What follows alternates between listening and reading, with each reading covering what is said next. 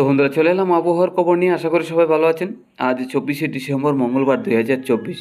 আজকের আবহাওয়ার খবরে কি আছে? দক্ষিণবঙ্গে আজকের দিন থেকে নিম্নচাপ প্রবেশ করার কথা ছিল। তো আজকের আপডেটে কী দেখাচ্ছে, নিম্নচাপ প্রবেশ করতে যাচ্ছে কিনা। বঙ্গোপসাগরে যে ঘূর্ণাবর্ত রয়েছে, দেখুন আজকের দিনে আমরা যেটা দেখতে পাচ্ছি, অন্ধ্রপ্রদেশ এবং তামিলনাড়ু সাইড নিয়ে ঘূর্ণাবর্তটা আছে। তবে নিম্নচাপগুলি রয়েছে অন্ধ্রপ্রদেশ এবং উড়িষ্যার উপকূল ধরে। দক্ষিণবঙ্গে তেমন নিম্নচাপ আমরা দেখতে পাচ্ছি না, বিশেষ করে বাংলাদেশ এবং কলকাতার উপকূলের দিকে।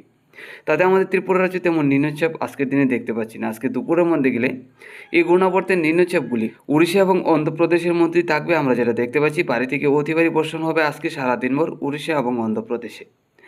আগামীকালকের মধ্যে গেলে সকালের দিকে দেখতে পাচ্ছি কলকাতার দক্ষিণী জেলাগুলির দিকে কিছু নিম্নচাপ এগিয়ে আসবে, যার কারণে দক্ষিণী জেলাগুলির দিকে হালকা পাতলা ছিটাফোঁটা বৃষ্টি থাকতে পারে কলকাতার।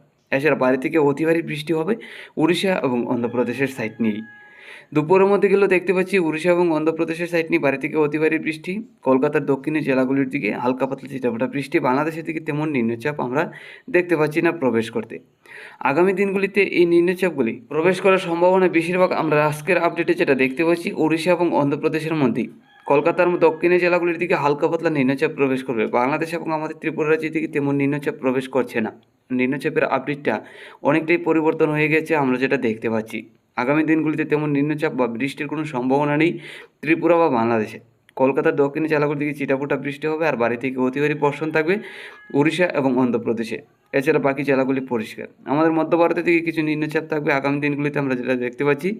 তা থেকে আমাদের দক্ষিণবঙ্গে বিশেষ করে বাংলাদেশ ত্রিপুরা রাজ্যের দিকে তেমন নিম্নচাপ প্রবেশ করার কোনো সম্ভাবনা নেই। এছাড়া বন্ধুরা বঙ্গোপসাগরের দক্ষিণের সাইড নিয়ে কিছু নিম্নচাপ আবারও তৈরি হবে আমরা যেটা দেখতে পাচ্ছি। আর এই নিম্নচাপগুলির কারণে শ্রীলঙ্কা এবং তামিলনাড়ু সাইড নিয়ে ভারী থেকে অতি ভারী বৃষ্টির সম্ভাবনা আছে 28 তারিখ থেকে 29 তারিখের মধ্যে। দক্ষিণবঙ্গে নিম্নচাপের আর কোনো সম্ভাবনা নেই, বৃষ্টিরও কোনো সম্ভাবনা থাকছে না আজকের আপডেট আমরা যেটা দেখতে পেলাম। তো চলে এলাম তাপমাত্রায়। আজকে সকালের মধ্যে 13 থেকে 14 কাছাকাছি ছিল ত্রিপুরা সহ বাংলাদেশের একাধিক জেলায়। আজকে দুপুরের মধ্যে গেলে আমরা দেখতে পাচ্ছি 25 থেকে 26-এর কাছাকাছি থাকবে ত্রিপুরা সহ বাংলাদেশে। আজকে রাত্রের মধ্যে গেলে সর্বনিম্ন তাপমাত্রা 15 থেকে 17, দক্ষিণের জেলাগুলির দিকে 17 থেকে 18, বাংলাদেশের উত্তরের জেলাগুলির দিকে 14 থেকে 15, আমাদের ত্রিপুরা রাজ্যে 16 থেকে 17 কাছাকাছি থাকবে। আগামীকাল সকালের মধ্যে গেলে দেখতে পাচ্ছি 12 থেকে 13 কাছাকাছি থাকবে বাংলাদেশের উত্তরের জেলায়, দক্ষিণের জেলাগুলির দিকে 17 থেকে 18, আমাদের ত্রিপুরা রাজ্যে 17-এর কাছাকাছি থাকবে। এছাড়া দুপুরের মধ্যে দেখতে পাচ্ছি 27 থেকে 28। আগামীকাল দুপুরের তাপমাত্রা বাড়বে, তাতে সম্পূর্ণ বাংলাদেশে মোটামুটি তাপমাত্রা বাড়ার কারণে গরম থাকবে। এছাড়া রাত্রির মধ্যে গেলে দেখতে পাচ্ছি 18 থেকে 19, 16 থেকে 17 থাকবে উত্তরের জেলাগুলির দিকে। তো মোটামুটি আমরা যেটা দেখতে পাচ্ছি তাপমাত্রা ঊর্ধ্বমুখের দিকেই থাকবে রাত্রির দিকে। সকালের দিকে তাপমাত্রা অনেকটাই কম থাকবে 2 থেকে 3 ডিগ্রি, যার কারণে সকালের তাপমাত্রাটা অনেক কম থাকার কারণে ঠান্ডা অনুভব হবে। তো চলে এলাম ঘন কুয়াশায়। আগামীকাল সকালের মধ্যে গেলে আমরা দেখতে পাচ্ছি তেমন ঘন কুয়াশা থাকবে না, মোটামুটি পরিষ্কারই।